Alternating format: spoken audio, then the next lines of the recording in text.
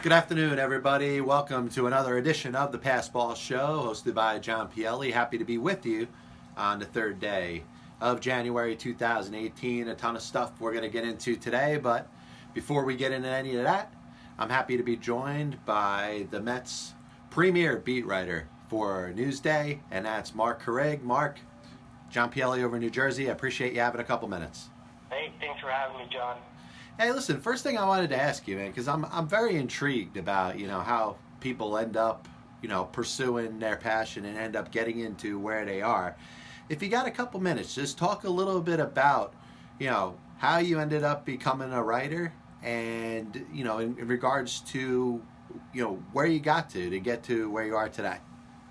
Well, I think I always enjoyed writing and reading, first of all, and kind of knew I wanted to get into journalism, and I also always loved baseball, played baseball, watched it, and, at some point I had an opportunity to marry the two. So, that's kind of the short version of how it all started. I went to school for journalism and did internships every summer that I was in school, and got lucky that those led to jobs. And so I kind of just followed the work and ended up here. So it's been kind of a crazy ride in that way, but I'm glad it's worked out the way it has because I really enjoy what I do. Yeah, that's fantastic. Now, what I think about, too, is that I'm sure from when you went to school until now, the whole landscape of writing, especially with all the extended digital media and stuff that's out there today, has changed a lot. What would you say is the biggest adjustment you've had to make since going to school, thinking about, writing and journalism and stuff, and comparing it to the way it's changed today with all the digital media? Yeah, I think social media kind of turned the thing upside down, and I think in a good way. I think social media allows you to reach a lot of people on a different level than you did in the past, so I think that's all good, and certainly it's helped, generate interest in the things that I've covered. Baseball, I think social media is huge. It's a way for fans to connect, and as a beat writer, I think you're a part of that. So it's a lot different from when I started. You're kind of on your toes a little bit more, but again, I think that's a good thing. So it's just to me another way of serving the reader, which that was really the whole point, whether it was 1958 or 2018. I think you're trying to serve the reader, and the social media part of it and digital media, that's just another layer. No, absolutely. And once again, I'm joined by Marc Carig from Newsday. You had a chance this year to fill out your first official Hall of Fame ballot. And I'm sure that's something that you probably waited a long time for, to finally have the opportunity to do it. Tell us a little bit about the process and how was it for you now that you got to make it, an official vote for baseball's Hall of Fame? Yeah, it's an honor. First off, covered baseball for 10 years and in 10 consecutive years, and I've been lucky enough to have that opportunity. And as far as the process, I think up until this year when I knew I was going to have a vote, I kind of stayed away from all the debates about it because I wanted to be able to make up my own mind. So once my ballot came, I spent a lot of time researching all the candidates, reading what I thought was relevant about them, and then making a decision. So I wanted to give it my best effort and a good faith effort, and I think I did. But yeah, it took some time, and it's kind of nerve-wracking because you realize this is such a huge honor, the Hall of Fame. It's what players strive for, and to be entrusted with having a voice in making those decisions, that's a big responsibility, and I wanted to put in the work that reflected that responsibility. No, absolutely. Now, looking at it, obviously, there's two things that kind of happened that kind of coincided with you having to vote now. Number one, the fact that the writers and the people that are voting have to disclose their ballot publicly. I don't think that would have been an issue with you anyway. I'm sure, even if you had the ability to do it from an anonymous perspective, you probably still would have shared your vote publicly, right? Well, yeah, I'm a believer in that. I think the more transparent the process is, the better the process is, especially when you're talking about making the kind of judgments that the writers are being asked to make in this circumstance. So I think it's healthy. I think the dialogue regarding the votes and how it happened is healthy. It's good to get it out there. It's good to know who voted for whom. And I think that's part of the responsibility that a voter should have. If they're going to vote for something of this magnitude, I think being transparent about who they voted for and why is an important part of that process. And once again, John Pielli joined by Marc Carig. Now the other question that I think is very, it's pretty hard to have a Hall of Fame discussion without talking about, the use of performance-enhancing drugs in sports, and particularly as it pertains to baseball. My issue on it is you're thinking about the best of the best as they, could be perceived from generations from now upon generations. And when people look back to the quote-unquote steroids era, yes, they will acknowledge what was going on in a game during the time, but still, I still feel that the game needs to honor the best players that played in every respective eras. Now, players obviously put, numbers together that may never be, met again because of the enhancements that they had, but still, it's hard to have a Hall of Fame when you're skipping, let's say, a 20-year period, saying the best of the best existed from the 19th century to now, but we're going to leave out, from 1980 to 2000 or 1985 to 2005 because of what the players had the advantage that we're taking. So, that's kind of the way I look at it. How do you perceive the process and how the steroids era is going to be remembered in baseball history?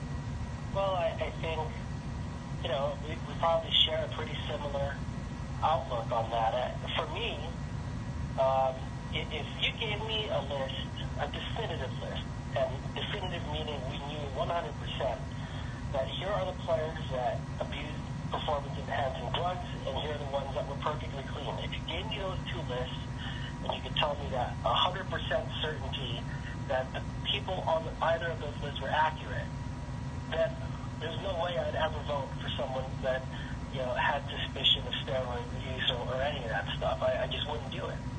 The problem is you don't have those lists. They don't exist. Okay? For a lot of the people who have been associated with steroid use, a lot of times these were allegations, these are whispers and rumblings and rumors, and they weren't necessarily even positive tests. Now, there were some guys that have had that, but I think what's happened about that, regarding the steroid era, is that it was murky. I think ultimately that's the story of the steroids era, is that part of the frustration with it, and trying to make sense of it even now, is that there's very little definitive proof about who was actually on and who wasn't. I mean, in my view, I look at it like, if they weren't enforcing these rules as well as they should have, it's hard for me to imagine that there weren't a lot of people on performance-enhancing drugs or trying it or using it or whatever. I think at some point, unfortunately, in baseball, it was part of the culture. And to me, unless you can tell me who was on and who was off, and you can do it definitively, it's very difficult to play the judge and arbiter of that. So I choose not to. Instead, I looked at performance, what players did. And I know for a lot of people, that's not a good reason to vote for Barry Bonds or Roger Clemens, which I did. But at the same time, we have no idea how many pitchers they were facing. They had been allegedly in the same boat that had been suspected of doing these things. And again, that's because the era was just so murky.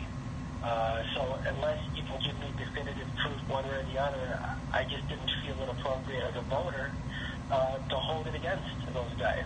They're ultimately, in a lot of those cases, rumors and innuendo and all that. Now, Manny Ramirez is a little bit of a different story. As people recall, he was suspended twice for the use of performance-enhancing drugs, the last one being a 100-game suspension that ended his career.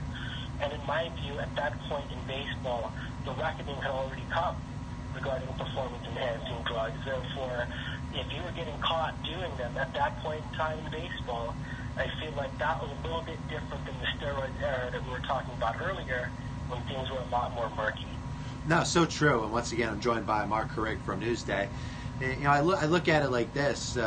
We have a court system in the United States that you could be accused of a crime, but you have the right to a trial, a right to hire a lawyer, a right to give yourself the best of defense. I feel a lot when it comes to players that are under quote-unquote suspicion of using performance-enhancing drugs. It's like those rights are kind of waived a little bit.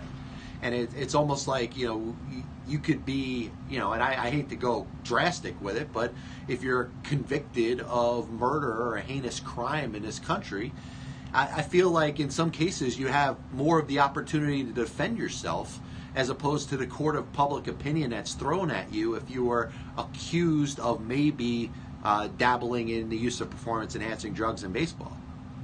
Well, yeah, I know your point there, and you're making the extreme point to kind of illustrate what we're talking about. I just think ultimately,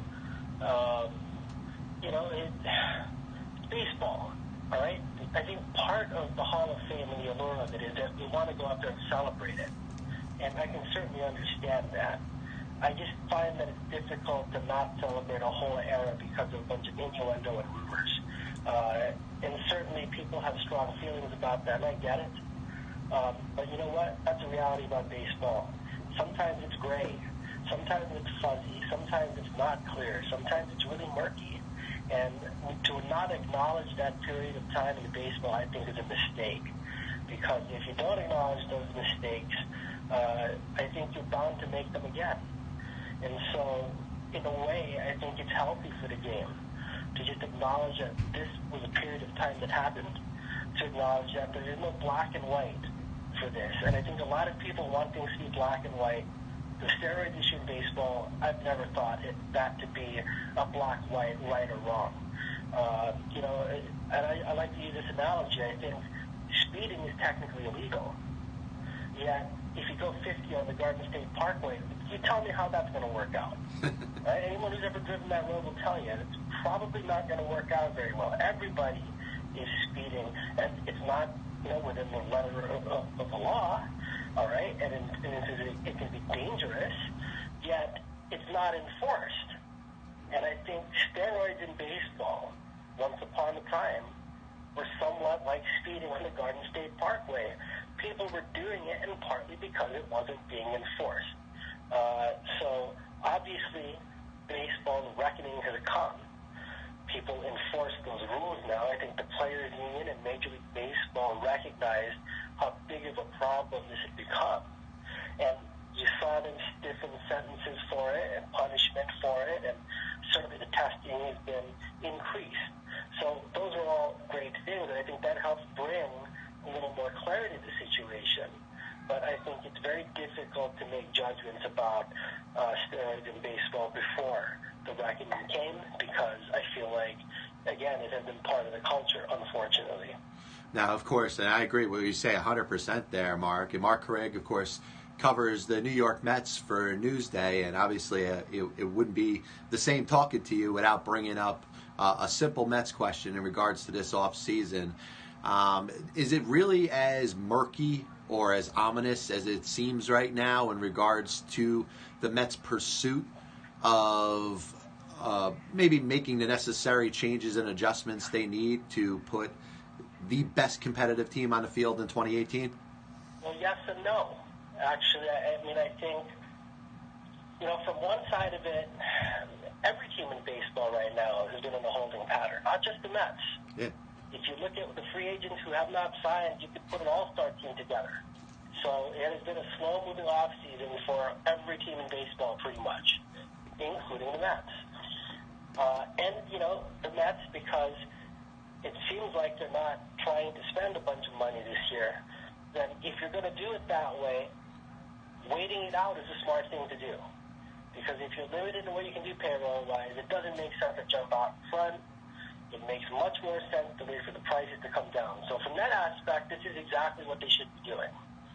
That said, you wonder why payroll would be an issue when you've got talent on this team right now that if you were to make it a little bit better, if you're to add a little more depth, add a few more pieces, maybe you've got a team that contends for a pennant.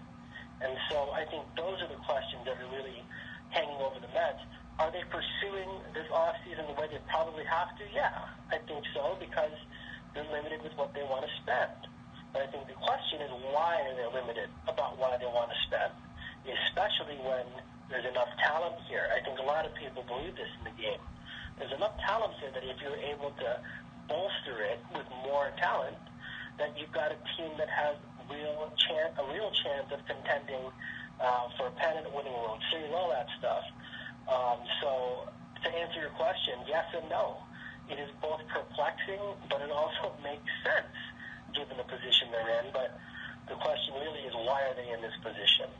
No, so true, and I'll tell you, I look at it the exact way that you say it. I mean, you would want, from I guess a fan perspective, to hear more rumors and more things tying them to interest in certain players. That being said, this off season, as it exists right now, is like none that we've seen really over the past 5-10 years.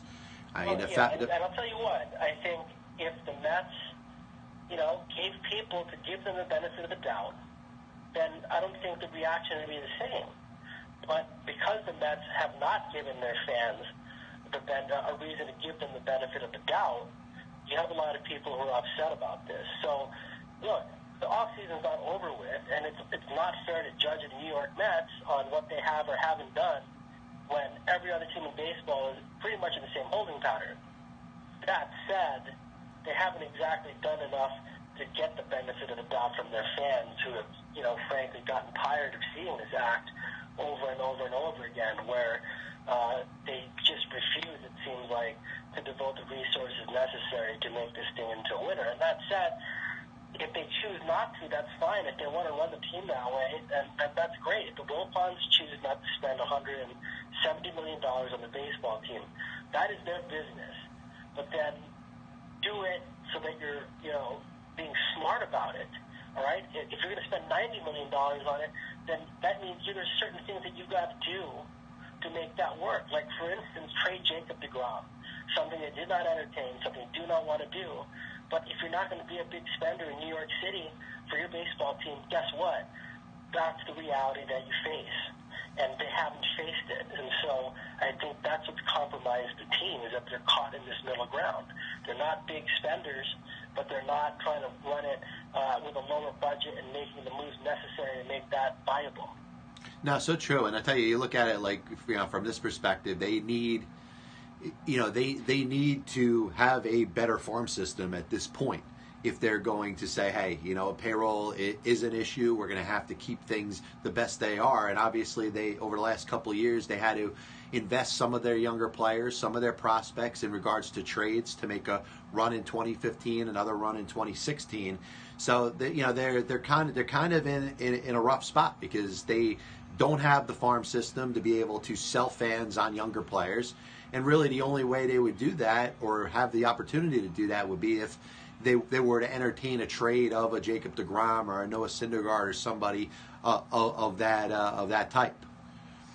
Yeah, that's exactly it. They're caught in a really bad spot. And again, I feel like in baseball, the way it's constructed today, if you're a franchise with aspirations, you can't afford to be caught in the middle. You've got to be one or the other. Otherwise, it's just mediocre. And I think that's, unfortunately for the Mets, that's kind of what they're staring at right now. I honest to God don't think that what they've got on this roster today is good enough to make the playoffs. I certainly don't think it's good enough to, get fans into the ballpark to be excited about it. Now, they've got enough pieces again where if they add on, it's a little bit different. But it costs a lot of money to add on. And they haven't shown any indication of being willing to go down that road. And so long as they're not willing to go down that road, and they're also not willing to do things like trade Jacob deGrom, they're just bound to get caught in the middle, and it's a really tough spot if you're trying to win. No, absolutely. And once again, John Pielli joined by Marc Carig. Last question I want to ask you, and obviously if we're thinking about the Mets off-season, I think a lot of it has to do with, hey, you know what? Believing enough in them that if something comes to them or they wait things out, things will get a little bit better, especially since nobody else is really going out there and signing anything. But the last question I wanted to ask you, Marc, is a non-baseball question. It's a writer question. Now, one of the things that I understand, from your perspective as a writer to get a story, sometimes you need to use that quote-unquote anonymous source. And there's people that are willing to talk to you, but you have to understand, people that are reading the stories kind of want to put a name to the face. So I'm sure that's something that's frustrating from you as a writer. What's your perception in regards to getting that anonymous source to put a story together, as opposed to thinking about the person that's reading it on the other side? That's like, man, you know what? I really wish I knew who it was that said that. Well, every time I do it, I'm basically asking the reader to trust me. Yeah. And you know what? That's their choice. And if they don't, I don't blame them for it, because you know what? I'm not telling you who that person is. Yeah. So maybe you think I'm making it up, and I can assure you that I'm not, but you're going to choose that as a reader. That's up to the reader. And now, how do I earn that trust?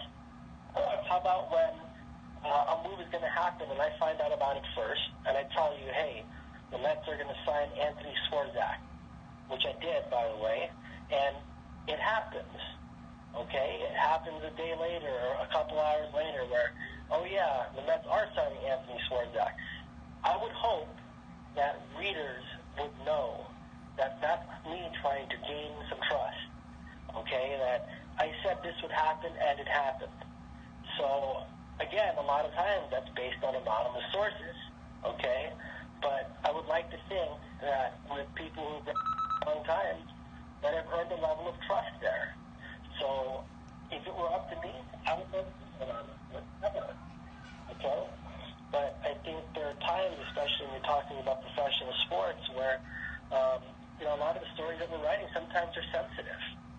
And they don't, they want a story out there, and people want to know what's going on, yet it's very difficult for people who are providing that information to be named publicly, and I think people can understand that. So, to me, it's up to the reader, and I hope that I'm doing everything that I can to build enough trust and credibility that they believe me, that I'm not making up some source or anything like that, that I'm, in fact, doing my due diligence, talking to people with information that are willing to share it under those circumstances. To me, credibility is everything. I realize that people are going to have issue with that anonymous sources, and they should, by the way. I think that's good. But whenever I use one, I'm basically asking my readers to trust me. And if they do, if they don't, I really think that's an individual decision. All I can do is try to do the best I can so that they do trust me.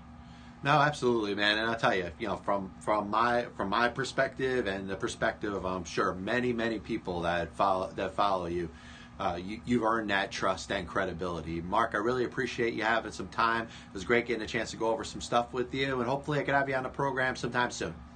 All right. Thanks again, John. Hey, take care, Marc. That was Marc Carig from Newsday, and I'll tell you, a lot of different stuff we got into there. And, I don't want to do interviews and just have them basic. All right, let's go talk about a bunch of Mets stuff, because let's be honest. You're looking at the off season, the way it is set up, and there's really nothing going on. There's really, it's not like anybody's going to say, unless Marc for some reason had a breaking story in regards to something that's going on with the Mets, there's really nothing to talk about. And the off-season has been so slow this year. It's been frustrating, I think, from a fan perspective, and me as a radio show host, to, I spoke about it yesterday. I want to be at a point where we're talking about this move and that move and say, wow, I can't believe this team did that. All in all, there's nothing to talk about in that regard. And I'll tell you, Marc touched on a couple really, really good things there, talking about the Hall of Fame voting process, and we can't ignore an era that happened for about 20 or so years. Yes, players did steroids. Players benefited and their numbers were inflated because of the use of performance-enhancing drugs, but it doesn't mean that they weren't competing against those that were using it too. What is the percentage? That's what I want to know. What percentage of players, and all we're going to get is speculation at this point from anybody, about what the percentage of players that were using performance-enhancing drugs were at the time, or how it relates to the way the game has changed now. What percentage of players right now are using some sort of supplement to enhance their performance? Maybe that's getting masked in regards to the drug test. We don't know. And until you have that number, or you're able to tell a player right off the bat, and this is the problem that I get into, we try to say, hey, that player looks like he used performance-enhancing drugs. Well, listen, there are plenty of people that take very good care of their body, may use supplements, but may have never used a steroid per se, but have a strong body mass. And the other silly thing that we talk about too is you say, hey, that player was always big, so therefore they did not ever use performance-enhancing drugs. The bottom line is we're never going to know.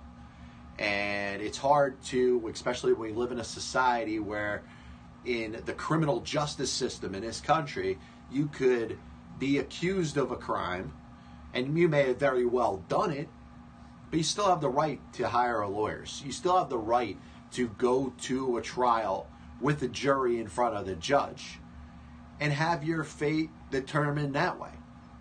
And you know what? There are people that have committed crimes that have gone out there with the jury and the judge, hired a good enough lawyer, and been found not guilty. Does that mean that they're not guilty? Well, they still, in their own mind, or the facts, the way they're perceived, may have done it, but haven't gotten away with it. But we talk about steroids and the use of performance-enhancing drugs in baseball, and as it pertains to the judgment of a player, or whether or not they get to the Hall of Fame, if some person from the outside feels like they did, even though they have no proof or no evidence, the player has never failed the drug test, there is no evidence that's beyond circumstantial that can link that player to the use of performance-enhancing drugs, and there's no witnesses to it. The court of public opinion prevails, and that player has to deal with the cloud of that suspicion, even though there was no proof. And that's the one thing that frustrates me about it, and I hope the baseball writers can all come to the table at some point, and I believe we're progressing in this direction. Marc getting a chance to put his ballot together for the first time, that he's officially a writer of the Baseball Writers Association of America, so he's got a vote now. And there's a lot of older writers that are old school that want to look down on this era and say, I'm not voting for any player that played during this time period. And they're retiring. They're giving up their votes. And in some cases, I hate to say it, are passing away and dying. So the process is changing. And I do feel over time, a guy like a Barry Bonds, a guy like a Roger Clemens, and even a guy like Manny Ramirez, I think the future bodes better for them. I think in their minds, it's unfortunate that they've had to wait this long, and maybe some of them, go through the 10-year process and don't get 75%. We're still waiting to see that year, where the Bonds and Clemens are sitting at about 50%, a little over 50%. Are they going to get up to 60%? Are they going to get up to 65, 70%? Because when they start to get in the higher levels of the 60s, towards 70%, then you start to think that the next year they have a legitimate chance. The other thing that Marc touched on, and I really appreciate it, and I'll tell you, as we hit the halfway point here of the Passball Show, John Pielli with you, third day of January 2018. A couple more things I do want to get into. We are going to cut the program off a little bit short at about 6:45 since I ended up having a place to be. But we'll be back with you tomorrow, 6 to 7, right here on Periscope, Facebook Live, and available on demand on YouTube.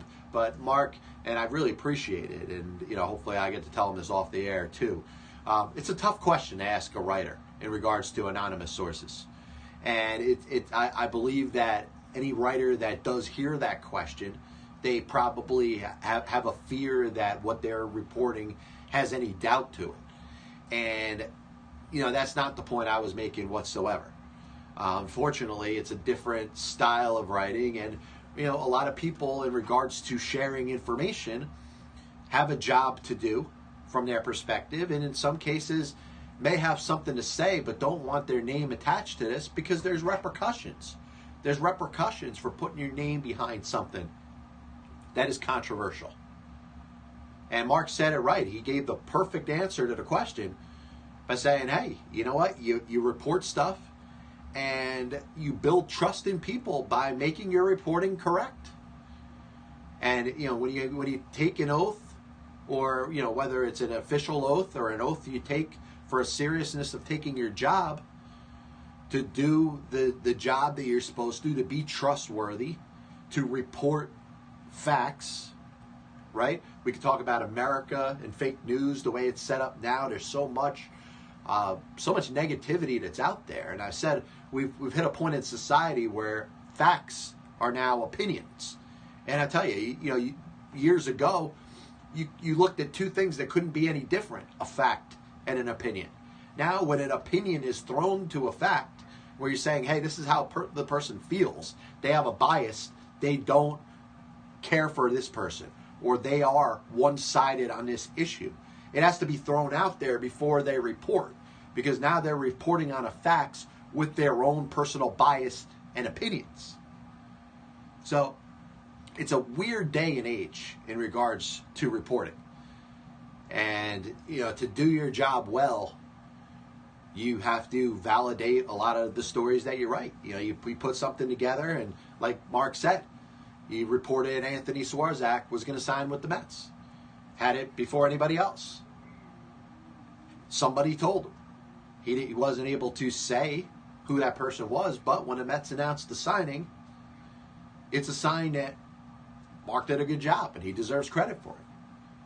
But I tell you, it's something that, in a grand scheme of things, the way society is now, and it's not just in sports, it's in reporting in general, is that there is so much bad reporting out there. And bad reporting could be at the extreme with somebody that just doesn't belong with a pen and a paper in their hand, should not be getting paid to do the reporting that they do because it's so bad, but also the fully biased and one-sided stories that get written out there. And you can see that obviously on the news. Choose your news site, whatever it is, and you're going to find people that are biased one way and are one-way thinkers and have an opinion about the story they're about to write. And I compare this to the jury system, which we touched on a little bit earlier. Think about it. If you're going through jury selection of a major trial, you don't want to select, whether you're the prosecution or the defense, you don't want to select a juror that has a biased opinion, right? So somebody that has a biased opinion in regards to the trial really has a conflict of interest in regards to their ability to serve as a juror on a trial. And I think we should hold our writers and hold our media to the same standards. That if you have a biased opinion that is either loving or hating the president, and everything that you report is going to be based off of whether you love or hate the president, and it's your job to report on the president, isn't that a little bit of a conflict of interest? And the same goes with any type of reporting you see out there. If you're biased in any way in regards to the way that you're going to report a story, I'm reporting these facts, but this is how I feel about the facts, and these opinions are formed before I've even written this story together. How do you expect to build credibility? And that's the problem. And we need more honest journalists to step up and say that the way things are being reported is an embarrassment to the entire industry. I would hate to be a writer now. And I would do it with the same honesty and integrity as Marc Carig would do. But now we got other people that are writing similar stories that are biased in their opinion. You know what? If I'm writing for, let's say, if I'm writing for the Atlanta Braves, and I hate the fact, this is hypothetical, of course, I hate the fact that the Braves are referred to as the Braves for Native American reasons, or maybe for non-Native American reasons. Maybe I'm just offended by the word Braves.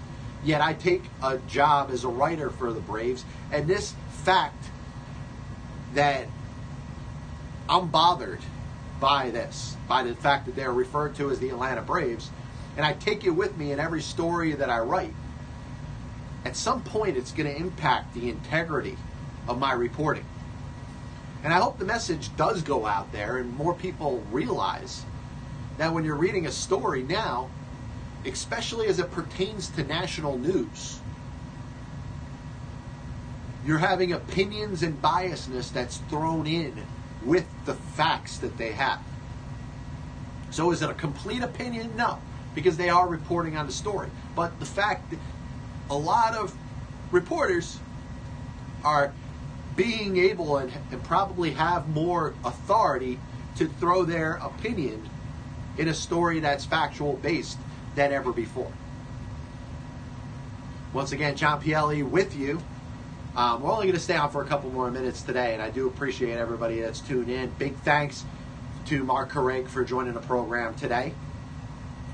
LeBron James deciding to not commit to whether he's going to be with the Cleveland Cavaliers after next season. After this season, obviously, it's not a surprise. If you judge what the media is reporting, it looks like there's going to be a sweepstakes for LeBron James after he opts out of his upcoming contract. If he does that, it'll be another national search. Maybe we'll have another decision, right? There's going to be another show. We're going to talk about the decision.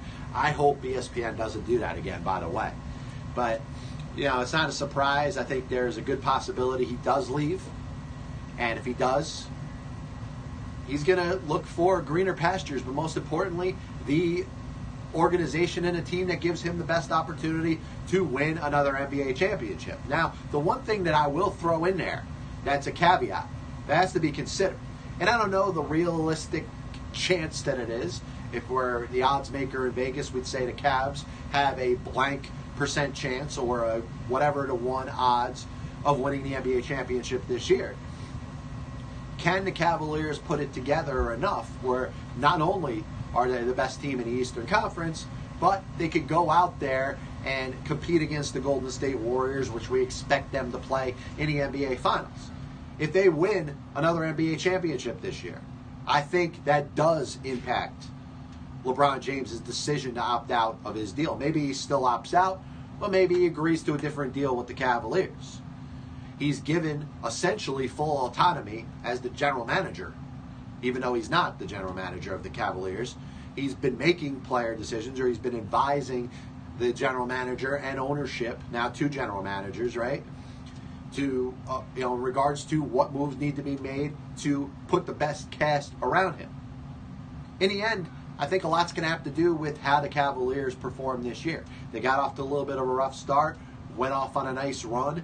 They sit in a pretty good position to get not only to the postseason, but to have a very high seed, either number 1 or number 2, or at the very least, maybe they fall to number 3.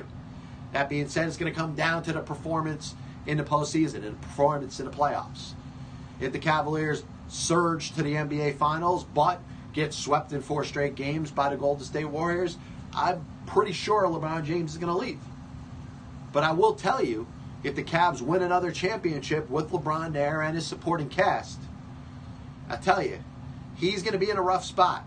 Because he could still make the decision and go and try to play for another team, whether it's the Lakers or any other team that's going to try to sell LeBron James in regards to playing for them. But if he wins a championship in Cleveland, which will be his second in 3 years, I tell you, he's going to need to have a lot of balls to walk away from that, because that's his hometown. He is a Cleveland, an Akron, Ohio person. That's where he was born and raised. Tell you, it would take some large cojones to be able to walk away from the Cavaliers after winning another championship, after bringing the second championship there in 3 years.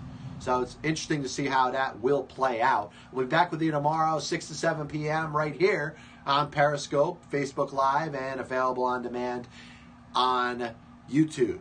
Big thanks to Marc Carig. Great job today. Probably couldn't have done it today without you. God bless you.